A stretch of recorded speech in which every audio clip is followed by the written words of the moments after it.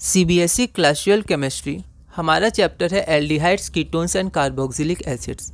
अब हम पार्ट कर रहे हैं कार्बोक्सिलिक एसिड्स और इस वीडियो से हम लोग टॉपिक 7 शुरू करेंगे जो कि है chemical reactions of carboxylic acids. ठीक है, तो इसमें पहला हमारा है reactions involving the cleavage of OH bond. तो C double bond O OH होता है, तो उसमें जो OH बॉन्ड है उसको क्लीव के रिएक्शंस कौन कौन से होते हैं।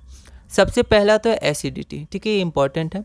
तो इसमें reactions with metals and alkalies और effect of substituents on the acidity of carboxylic acid NCERT के अनुसार मैंने लिखा है और उसमें अच्छे से एक्सप्लेन किया गया, तो आप रीडिंग ज़रूर करिएगा NCERT की। ठीक है, और क्वेश्चन सॉल्व करिएगा। इसका पहला क्वेश्चन और ऐसे हमारा क्वेश्चन नंबर 61 है। एसर्शन रीजन टाइप क्वेश्चन है। एसर्शन दिया हुआ है carboxylic acids are more acidic than phenols और रीज़न दिया है कि phenols are ortho para directing.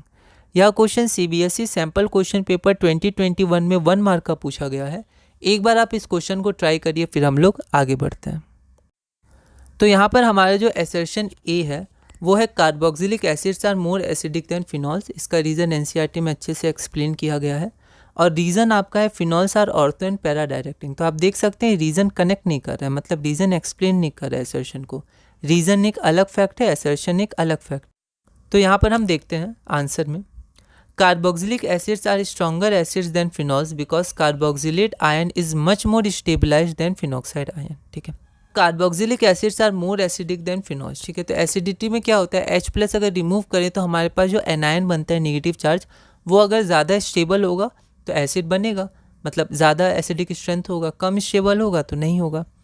तो जब हम H रिमूव करते हैं तो कार्बोक्सिलिक एसिड कार्बोक्सिलेट आयन्स देते हैं एनायन और फिनॉल्स फिनॉक्साइड आयन। ठीक है, तो कार्बोक्सिलिक एसिड में जो एनायन होता है कार्बोक्सिलेट एनायन, वो उसमें 2 रीज़न है दिए हुए हैं, क्वेश्चन भी आया, आगे हम लोग देखेंगे। ठीक है, तो इक्विवेलेंस रेजोनेंस के कारण और साथ में 2 इलेक्ट्रोनेगेटिव एटम्स O पे डीलोकलाइजेशन होता है। ठीक है, फिनॉल में भी डीलोकलाइजेशन होता है लेकिन कार्बन पे होता है और अनइक्वल स्ट्रक्चर्स होते हैं। ठीक है, तो इसलिए कार्बोक्सिलेट आयन का जो रेजोनेंस होता है वो ज़्यादा स्टेबल होता है। ठीक है, इक्विवेलेंट रेजोनेंस। ठीक है, तो ये सही है।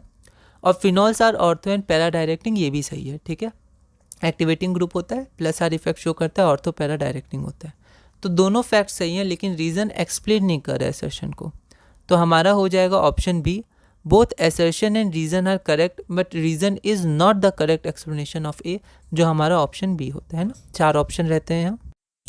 अगला है हमारा क्वेश्चन नंबर 62। यही क्वेश्चन है, similar question. Although phenoxide ion has more number of resonating structures than carboxylate ion, carboxylic acid is a stronger acid than phenol. Give 2 reasons। यह क्वेश्चन दिल्ली 2013 में 2 मार्क्स का आया था। एक बार आप इसको ट्राई करिए, फिर हम लोग आगे बढ़ते हैं। तो ये NCERT का है, NCERT में अच्छे से इसे एक्सप्लेन किया गया। Phenoxide ion has more number of resonating structures than carboxylate ion but carboxylic acid is a stronger acid than phenol. ठीक है, इसके 2 रीजन्स होते हैं। सबसे पहला रीज़न है हमारा, phenoxide ion has non equivalent resonance structure. ठीक है, तो फिनॉक्साइड आयन के पास नॉन इक्विवेलेंट रेजोनेंस स्ट्रक्चर्स होते हैं, ज़्यादा होते हैं पर नॉन इक्विवेलेंट होते हैं। In which the negative charge is at the less electronegative carbon atom. Negative charge electronegative atom पे ज़्यादा स्टेबल होता है। कार्बन एटम कम इलेक्ट्रोनेगेटिव है एज़ कम्पेयर टू ऑक्सीजन और उस पर नेगेटिव चार्ज होते हैं फिनॉक्साइड के रेजोनेंस में। Whereas in case of carboxylate ion, the ion is stabilized by equivalent resonance structure in which the negative charge is on more electronegative। Spelling आप देख लीजिएगा, है ना, और अच्छे से लिखिए, कोशिश करिएगा कि एक बार में आप लिख पाए। Is on more electronegative atom oxygen. ठीक है, तो ऑक्सीजन पे ज़्यादा इलेक्ट्रोनेगेटिव होता है तो नेगेटिव चार्ज आपका स्टेबल होता है। सेकेंड रीज़न क्या है, in carboxylate ion the negative charge is delocalised over 2 electronegative oxygen atoms. ठीक है, तो नेगेटिव चार्ज का जो डीलोकलाइजेशन होता है आप देख सकते हैं दोनों O पर होता है। ठीक है, तो जो O होता है उन पे आपका डीलोकलाइजेशन होता है नेगेटिव चार्ज का। Whereas in phenoxide ion the negative charge is less effectively delocalised over 1 oxygen atom. एक ऑक्सीजन पे रहता है पर बाकी सब आपका कार्बन एटम्स रहते हैं। ठीक है, तो इसलिए जो डीलोकलाइजेशन होता है वो कम इफेक्टिव होता है, लेस इलेक्ट्रोनेगेटिव पे आपका नेगेटिव चार्ज आता है। ठीक, Thus carboxylate ion is more stabilized than phenoxide ion, hence carboxylic acids are more acidic than phenol। ठीक है, तो अगर आपका कॉरेस्पॉन्डिंग एनायन कम स्टेबल बन रहा है तो H+ लूज ही नहीं करेगा वो, मतलब एसिडिटी कम होगा। और कॉरेस्पॉन्डिंग एनायन जैसे कार्बोक्सिलेट एनायन आपका स्ट्रॉन्ग बन रहा है, ठीक है, स्टेबल बन रहा है, तो वो लूज़ करेगा एज़ कम्पेयर टू फिनॉल, ठीक है। तो ये आपका रीज़न हो गया। लैंग्वेज देख लीजिएगा, बोर्ड में आपको लैंग्वेज लिखनी पड़ेगी, ठीक है। तो ये क्वेश्चन नंबर 62 हमारा पूरा हुआ। अगला क्वेश्चन है हमारा क्वेश्चन नंबर 63। यह क्वेश्चन CBSE